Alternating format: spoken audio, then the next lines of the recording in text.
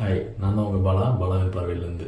இன்றைக்கி இந்த வீடியோ யாருக்கு அப்படின்னு பார்த்தீங்கன்னா, குறிப்பாக பேரண்ட்ஸுக்கு. பேரண்ட்ஸ்னால் பெரிய பசங்க வச்சுருக்க பேரண்ட்ஸானால் கிடையாது, ஓரளவுக்கு மீடியம் ஏஜில் ஒரு 8 வயசுலேருந்து ஒரு 15 வயசு வரைக்கும் இருக்கக்கூடிய பசங்களுடைய பேரண்ட்ஸுக்கு. என்ன பசங்களை பற்றி ஏதாவது கம்ப்ளைண்ட் பண்ண போகிறாங்கன்னா கிடையாது. இது நம்ம குழந்தைங்களுக்கு என்ன மாதிரியான எஜுகேஷன் வீட்டில் கொடுக்கணும் அப்படிங்கிறத பற்றி. ஸ்கூலில் போய்ட்டு அகாடமிக்ஸ் அவங்க படிச்சிருவாங்க, அதில் எந்த மாற்று கருத்தும் இல்லை. பட் வீட்டில் அதை தாண்டி நம்ம என்னெல்லாம் கற்றுக் கொடுக்கறதுக்கு இருக்குது அப்படிங்கிறத பற்றி தான். ஸோ முக்கியமாக நம்ம கற்றுக் கொடுக்க வேண்டியது லைஃப் ஸ்கில்ஸு. லைஃப் ஸ்கில்ஸ்னால் நம்ம எல்லாருமே தெரியும். உதாரணத்துக்கு ஒரு சைக்கிள் ஓட்டுறதா இருக்கட்டும், இல்லை ஒரு ஸ்விம்மிங்காக இருக்கட்டும், ட்ராயிங்கு, வாட்டவர், இந்த மாதிரி லைஃப்பில் தேவைப்படுற சின்ன சின்ன ஸ்கில்ஸ் நமக்கு கற்றுக் கொடுக்கலாம். அதை தாண்டி முக்கியமான ஒரு விஷயம் நம்ம கற்றுக் கொடுக்க வேண்டியிருக்கு. அது என்னன்னு பார்த்தீங்கன்னா ஃபினான்ஷியல் மேனேஜ்மெண்ட். இந்த ஃபினான்ஷியல் மேனேஜ்மெண்ட்னு இது ஒரு பெரிய MBA சப்ஜெக்ட் மாதிரி தெரியும். டக்குன்னு ஃபினான்ஷியல் மேனேஜ்மெண்ட்னு சொன்னோன்னே ஆக்சுவலாக அதை அப்படி பார்க்காதீங்க.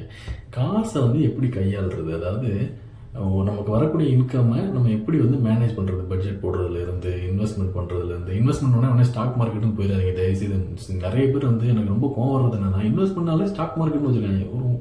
ஒரு சாதாரண விஷயம் கூட ஒரு இன்வெஸ்ட்மெண்ட் தாங்க. நீங்கள் பேங்க்கில் போட்டு வச்சுருக்க FD கூட ஒரு இன்வெஸ்ட்மெண்ட் தான், சரிங்களா? இன்வெஸ்ட் பண்ணோன்னே ஸ்டாக் மார்க்கெட் போகிறது கூட பரவாயில்ல, இன்வெஸ்ட் பண்ணோன்னே ட்ரேடிங்கு போயிடுறாங்க.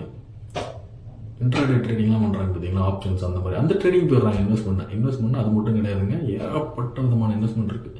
ஸோ அந்த மாதிரி என்னென்னலாம் இன்வெஸ்ட்மெண்ட்ஸ் இருக்குது. குறிப்பாக நம்ம கையில் குழந்தைங்க கையில் காசை கொடுத்து அவங்க கையிலேருந்து வாங்கணும். நம்ம உதாரணத்துக்கு இப்போ இந்த ஒரு மாதம் பார்த்திங்கன்னா அந்த குழந்தைகளில் ஒரு 5000 ரூபா கையில் என்னோடனே கையில் இல்லை, அவங்க மேனேஜ் பண்ணுற விதமாக கொடுத்துட்டு நம்ம ஒவ்வொரு கமிட்மெண்ட்டுக்கும் அவங்கள்ட்ட வாங்கணும். இந்த மாதிரி பால் கொடுக்கணும் ஒரு 1000 ரூபா கூட. இது அப்போ அவங்களுக்கு தெரியும், ஓகே இந்த எக்ஸ்பென்சஸ் எல்லாம் இருக்குது, இதனோட விலையெல்லாம் என்னென்னலாம் இருக்குது.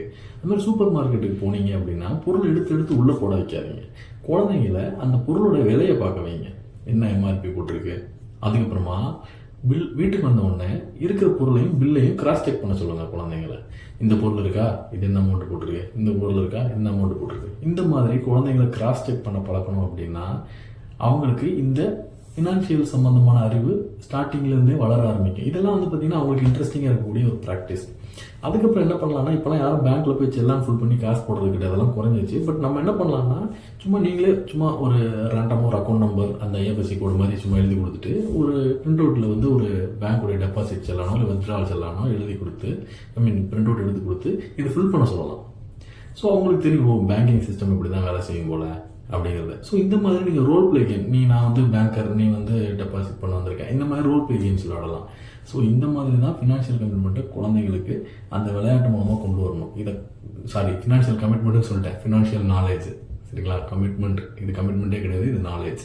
இந்த மாதிரி நிறைய வீடியோஸ் நான் அடுத்தடுத்து கண்டினியூஸாக போட போகிறேன். நம்ம சேனலை ஃபாலோ பண்ணலாம், ஃபாலோ பண்ணி வச்சுக்கோங்க.